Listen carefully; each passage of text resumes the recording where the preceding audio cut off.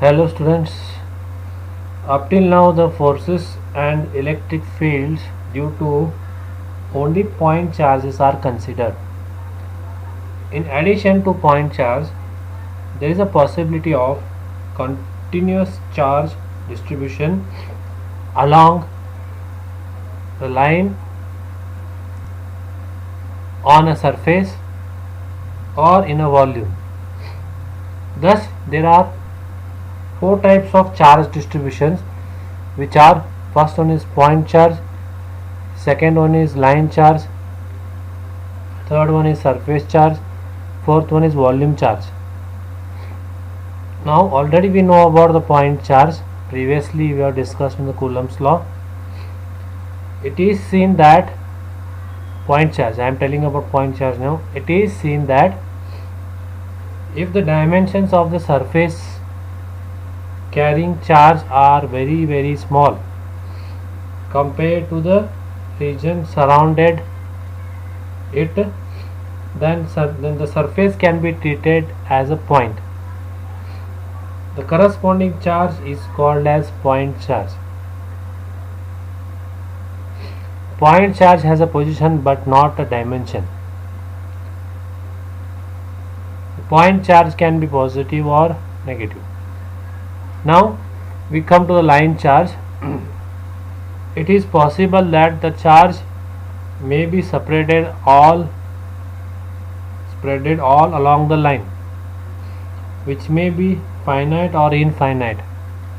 Such a charge uniformly distributed along a line is called line charge. So, charge density of a line charge is denoted as rho L and defined as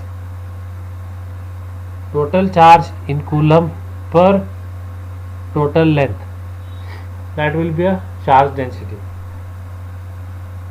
Now, if I want to know about the field of line charge, now we consider a filament like distribution of volume charge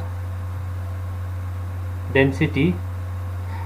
It is convenient to treat the charge as a line charge of density rho L coulomb per meter. Let us assume a straight line charge extending from z-axis in the cylindrical coordinate system from minus infinity to plus infinity. So you can see here figure. So this figure is what it is used for to calculate the electric field due to infinite line charge. So now we desire the electric field intensity E at any point resulting from uniform line charge density. So figure is like this: x, y, z. Along this z the line charge will be there, and we have a point P over this y axis. Now due to this line charge we want to find out the electric field intensity at this point P. So D will be in this direction. dE rho divided by dEz will have the components of point P or dE. So R is equal to R minus R dash. dQ of this element is what? Difference element is rho L dz dash, and the length of this is 0 0 z dash. Now dE will be equal to dE rho A rho plus dEz AZ. Now next we consider the same figure is continued here. The incremental field D only has a two components, A rho and AZ direction and no A phi direction. Why? Because the component dEz is the result of symmetrical contribution of the line segments above the and below the observation point P. So since the length is infinity, they are cancelling each other. dEz also becomes 0. Now the component dE rho exists, and from the Coulomb's law we know that dE rho will be inversely proportional to the distance to the line charge rho. So here DEZ and DE phi will be get cancelled. D phi will be, and only remaining is electric field intensity due to the E rho. Now you can see over this, dE is equal to 1 by 4 pi epsilon naught dq into bracket r minus r dash modulus of r minus r dash cube, where r dash here this length is z dash az, and r is what, this one y ay, that is nothing but rho a rho. Now here, according to the line integral definition, 1 by 4 pi epsilon naught dq is rho l dz dash, r is given here rho a rho, this one, this r, it is r dash, this is z dash az, divided by rho square plus z dash square raised to 3 by 2 it is.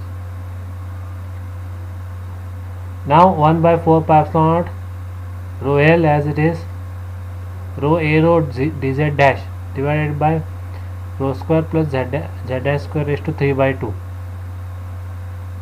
Okay, now z term will be taken away, az term, because here it is only rho term. Now integration of minus infinity to plus infinity, 1 by 4 pi epsilon naught rho l dz dash divided by rho square plus z dash square raised to 3 by 2. So finally you will get rho l rho divided by 4 pi epsilon naught rho square into bracket rho square plus z dash square raised to 3 by 2, numerator z dash. Finally it will be electric field intensity due to infinite line charges, E rho is equal to rho l by 2 pi epsilon naught rho, where this formula is used, standard formula, to evaluate this equation. Now we will see here, let us analyze the answer itself. E is equal to rho l by 2 pi epsilon naught rho a rho. The field falls off inversely with the distance to the charge line as compared to the point charge, where the field decreased with the square of the distance.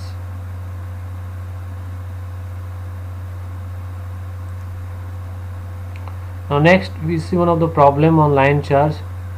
Infinite uniform line charge of 5 nanocoulomb per meter lie along the positive or negative x-axis in a free space. Find E at PA 0, 0, 4, PB 0, 3, 4.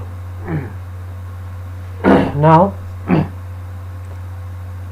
first we find out the electric field intensity due to E rho EPA. Now rho l divided by 2 pi epsilon naught rho x plus into a rho x plus rho l y divided by 2 pi epsilon naught rho y a rho y, where rho l is common to both, 5 into 10 raised to minus 9, 5 into 10 raised to minus 9 divided by 2 pi epsilon naught rho x, that is rho x is for the distance from that line charge, 4 into 10 raised to minus 9 divided by 2 pi epsilon naught, distance from that line charge is 4 into az. Now it will be 44.939 az volt per meter. The figure you can see here x on is on the y axis, PA and PB. Now next E at PB, that is rho l by 2 pi epsilon naught rho x into a rho x plus rho l y divided by 2 pi epsilon naught a rho y a rho. Now 5 into 10 raised to minus 9 divided by 2 pi epsilon naught, it will be 5 because it is more than 4, so it is 0.6 ay plus 0.8 az plus 5 into 10 raised to minus 9 divided by 2 pi epsilon naught 4 az. Now it is 10.785 ay plus 36.850 az. So is the shortest distance between an observation point and line charge. This is one of the problem based on the uniform line charge density, where you can find out the E rho A E rho EPB for a different positions, right, for different point.